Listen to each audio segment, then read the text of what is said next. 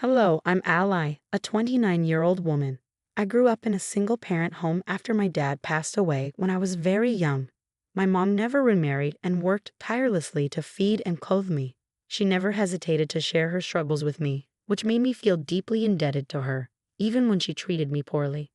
My mom often complained about the hard work she put in to provide for me, yet she constantly criticized me for my weight.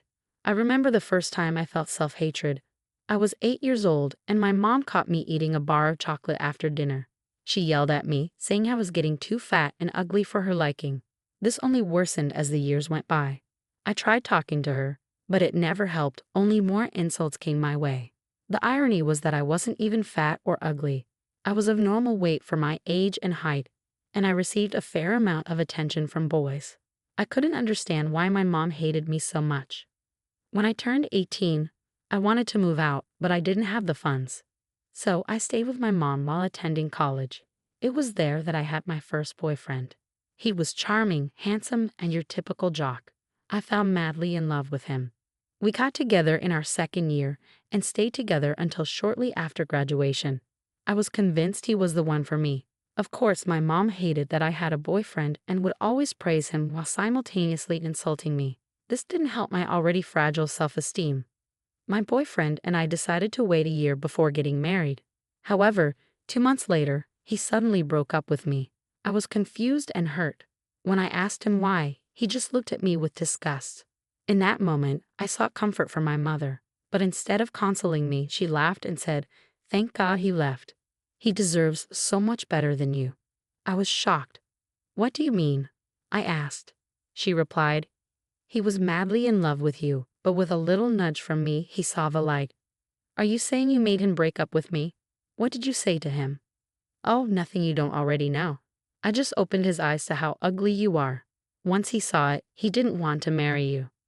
"What's wrong with you? How could you do this to your daughter?" "Stop being so dramatic, Ally. I know you're sad, but for your own sake, don't indulge in sweets. It'll make you gain more weight." That was my breaking point. I had saved up a decent amount of money from working part-time. That night, while my mom was asleep, I packed my things and moved out. I stayed at a friend's place until I got my own apartment. It took a long time to heal, but eventually, I started putting myself out there more and regained my confidence.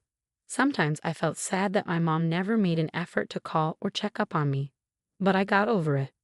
Once I felt better, I would check in on her occasionally but kept our contact minimal. Then I met Holt.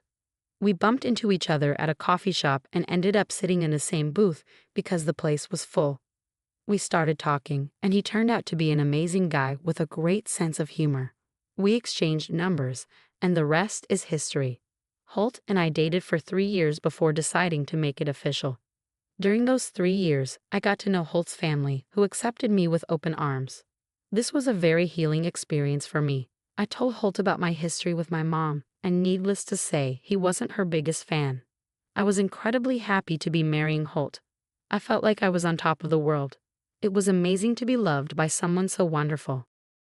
My looks didn't matter, and part of me wanted to shove that in my mother's face.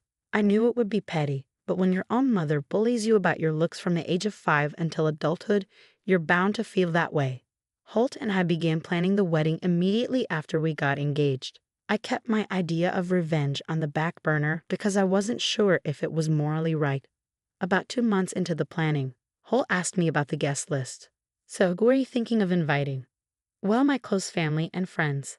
I don't think I'll have a lot of people to invite."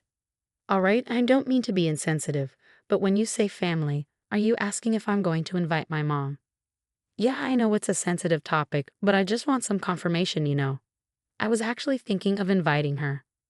"Oh, really? How come?" "Okay, I know this will sound mean, but I kind of want to rub it in her face. I've become who she always told me I wouldn't be. She used to constantly tell me that no man would ever love me because of my looks, but here I am." "Oh, honey, I don't think that's mean at all. In fact, I fully support it. It's the least mean thing I've ever heard, but it's perfect considering everything that your mother put you through." "Really? So you're okay with it?" "I am, as long as you are. Although I will say that if your mother says anything rude to you, I will interfere." "That's absolutely okay. Thanks for supporting me." "That's exactly what I'm here for, isn't it? It felt great to have Holt validate my feelings. He knew about the extent of the damage my mom did to my self-esteem, and yet he was more than willing to accommodate me. I felt a new wave of excitement. I couldn't wait to brag to my mom about my marriage. Not only was I marrying a rich and handsome man, but also a man who showed me in every way possible that he loved me more than anything. That was definitely going to embarrass my mom. As we finalized the technicalities of the invitation, like the look, fonts, and paper, I couldn't help but wonder how my mom would react. Would she go red in the face from humiliation? Would she apologize? Would she, for once, be proud of me? I know I seem naive to only think about the best-case scenarios, but I couldn't help it. Even though I barely contacted her anymore, she was still the only parent I had, and I wanted some form of a relationship with her. Don't get me wrong, I would never forgive her that easily. She put me through years of therapy because of her bullying. I would make sure she apologized properly before cautiously building a relationship with her. Whenever I had a negative thought about her reaction, I pushed it away because I didn't know how I would deal with it. When it came time to print the invitations, Holt and I sat together and handwrote the names of our guests. We wanted to do a traditional handwritten invitation. When I was writing my mother's name, Holt was looking over my shoulder. That's when he held my hand to stop me. I looked at him in confusion. Is everything okay? Yeah, it's just. Do you not want me to invite my mom? No, it's not that. That's your mom's full name? Yeah, why? You guys have different last names. Oh yeah, my mom kept her maiden name after she got married. I got my dad's name. That's funny. Why? What's wrong? I don't know if it's a coincidence, but I have an employee with that same exact name. What? That's crazy. Yeah, she plans to retire in another year or two. This is super weird. I mean, your mom's name and maiden name are not very common. Do you think? I don't know which company she works for, but do you maybe have files of your employees on hand or even a staff picture? Oh yeah, of course I do. Holt shot up from the couch and ran into his office. My heart was pounding. What were the chances? I had always believed the world was small, but for it to be this small was crazy. Holt came back with his laptop in hand, and we sat down together to find a picture of the woman with the same name as my mom. Thankfully, the company had just had an event recently and a lot of pictures were taken. Holt and I scrolled through the pictures before I finally saw her. It was my mom, laughing at something someone had said. She was holding a drink, laughing at something someone had said. I stared in shock for a couple of seconds before bursting out in laughter. Holt asked if that was my mom, and I confirmed it. He didn't know much about her beyond why I kept my contact with her minimal. We shared a laugh because it was truly amazing how the universe had aligned to put my mother in her place. Not only was I marrying a rich and handsome man who loved me, but I was also marrying my mom's boss. That was definitely something I wanted to brag about. I hoped for her sake that she would be on her best behavior because she had no idea what she could be risking if she tried to say anything against me. When we finally sent out the invites, we received a ton of responses almost immediately. I tracked them to ensure they reached their destination safely. When I saw that my mom's invitation had been delivered, I anxiously waited for her response. But over a week went by, and I heard nothing. I began to lose hope that my mom would come to my wedding. I tried to tell myself it was no big deal, but she was my only parent and getting married was the biggest event in anyone's life. Of course, I wanted my mom there, even if she just sat silently. Holt could see that I was down and comforted me. He reminded me that regardless of whether my mom came, it would still be our day, and we would be surrounded by people who loved us. I began to feel better, but I wasn't fully convinced. Then finally, my mom's RSVP came in. She said yes. That was it, just yes.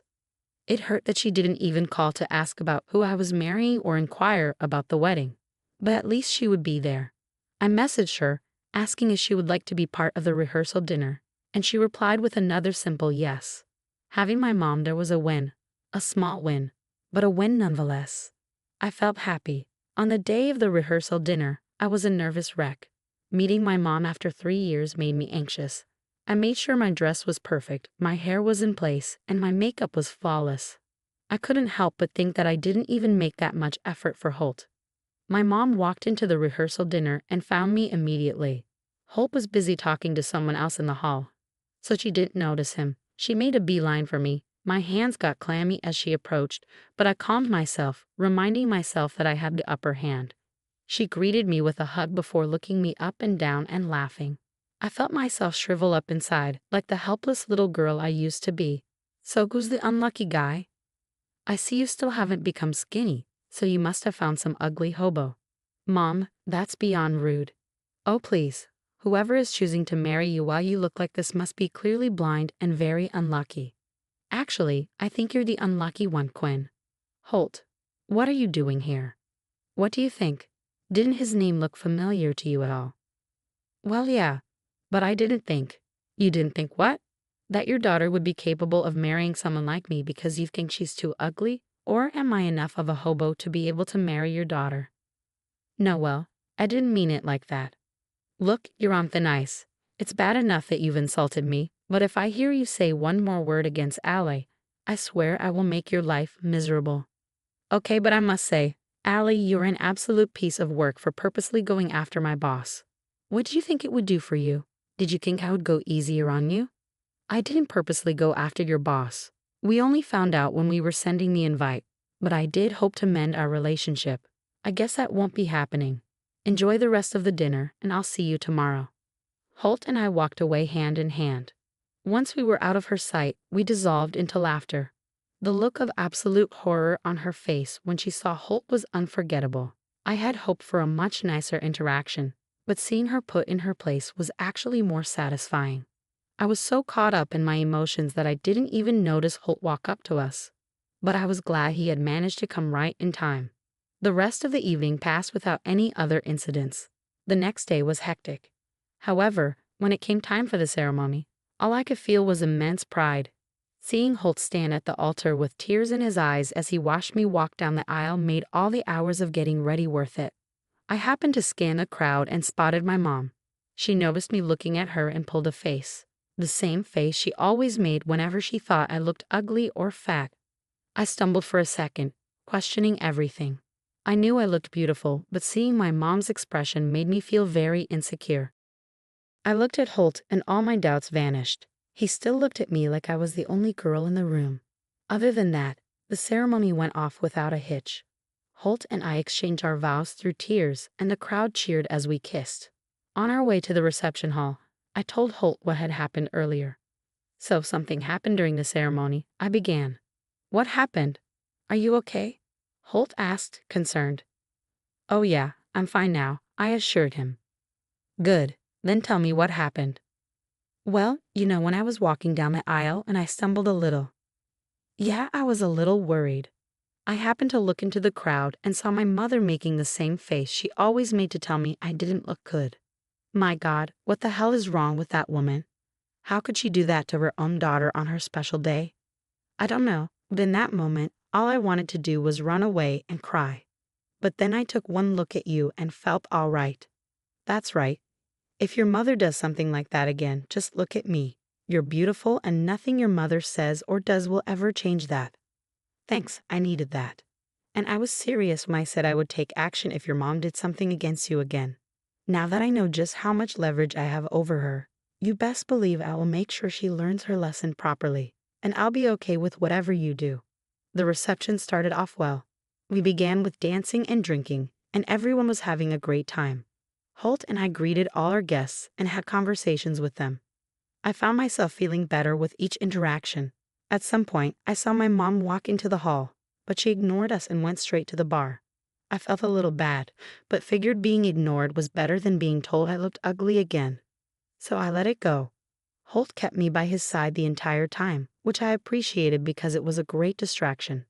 Finally, it was time for the toasts. Holt started with a heartfelt toast to us and our relationship, which made me cry. I followed with my own toast, and I was happy to see that I made him feel the same emotions he made me feel. If there was one thing to mention about the toasts, it was that with every toast made to Holt and me, my mom scoffed. She received a lot of dirty looks, but that didn't stop her. At some point, she stood up and said she had a toast to give us. My heart dropped. I knew my mother, and I knew how evil she could be. I knew this would not end well. Holt held my hand, and when I looked at him, his jaw was clenched. At least we both felt the same anxiety at that moment. My mom began talking about how I was undeserving of Holt. She praised Holt for being a great boss and a wonderful man, then conveniently brought up that he was her boss. When she spoke of me, she kept talking about how ugly I was and how I should be grateful that Holt even spared me a glance. I felt sick. How could she say that? Holt looked like he was going to burst a vein from how hard he was restraining himself. The rest of our guests looked appalled. Finally, when my mother finished her awful speech, she sat down with a satisfied smirk on her face, happy with the reactions she got. Thankfully, the rest of the evening proceeded without anyone mentioning what my mom had said. Holt and I tried our best to put it behind us for the night. Even when we got back home, neither of us spoke about it. There was an air of sadness, but we chose to ignore it because we were happy to be legally and officially together. The next day, Holt left for work. He told me something urgent had come up but promised to be back by noon, so I didn't mind. True to his word, Holt came back home by noon, and we settled on the couch to watch some of our favorite shows. An hour later, I heard banging on the front door, along with my mom yelling for me to come out and open the door. I was confused and looked at Holt, sensing his urgent business had something to do with my mom. I walked to the door and opened it. "You absolute wretch. What did you say to him, huh?" she yelled. "What do you mean? Don't play dumb. You made him fire me." "Holt fired you." "Yeah, and I'm sure it's because of something you said. You're so stupid you never know what you say." "I'm going to have to stop you there, Quinn," Holt interjected. "I don't think I need to remind you of your speech from yesterday. You praised me and completely dissed your own daughter, who is my wife. How did you possibly think that was okay? I told you I'd make you regret it if you even said a word against her." "Whatever. You can't fire me for that. I'll sue you. You've also been highly negligent with your work. I was going to fire you anyway, but kept you for a few months only because you are Allie's mother. Since you have no respect for her, I see no reason to help you out. Now, if you'll excuse us, we're busy. Goodbye." I couldn't believe it. Holt stood up for me in a way I hadn't even considered. Holt held me in his arms as I cried. I finally felt free. I felt valued and respected, and I knew I never wanted anything less than that from then on. I didn't care to find out what happened to my mom after that, and neither did Holt. The two of us continued to live our lives in blissful ignorance of her whereabouts. I've learned just how important it is to have and enforce your boundaries. Don't let anyone treat you like you're worth nothing because, to someone else, you mean the world.